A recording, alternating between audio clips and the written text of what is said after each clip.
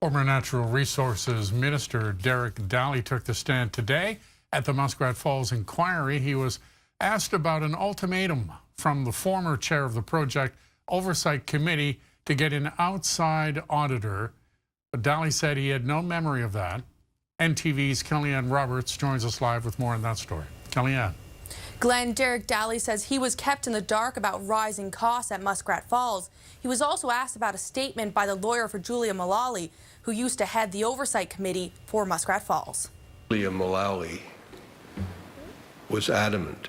She insisted that E&Y be retained and that Ed Martin was trying to ensure that they weren't retained, and that Ms. Mullally, as I understand the questioning from Mr. Fitzgerald, took the position that if E&Y wasn't retained, she was going to quit the committee.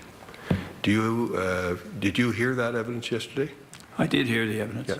The lawyer for Julia Mullally says she wanted an outside auditor brought in. But Derrick Dalley could not verify if she had threatened to quit the committee over it. I couldn't verify that. You couldn't? No, I don't recall any conversation with respect to Julia threatening to resign or quit her position at all.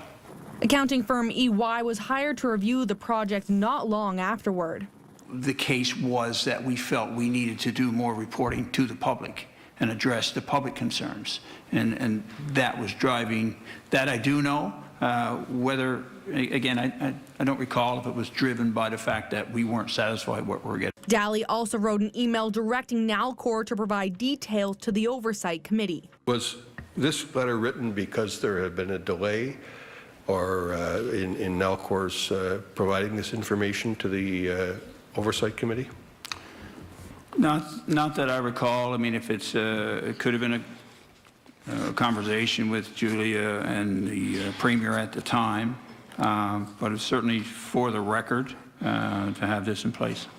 Just as former Premier Paul Davis testified yesterday that many figures in the forensic audit were never disclosed to him, Dalley said the same thing today. The representatives from the Innu Nation and Nunatsiavut government will be back on the stand tomorrow at the Muskrat Falls inquiry. Glenn? Kellyanne Roberts joining us live. Thank you, Kellyanne.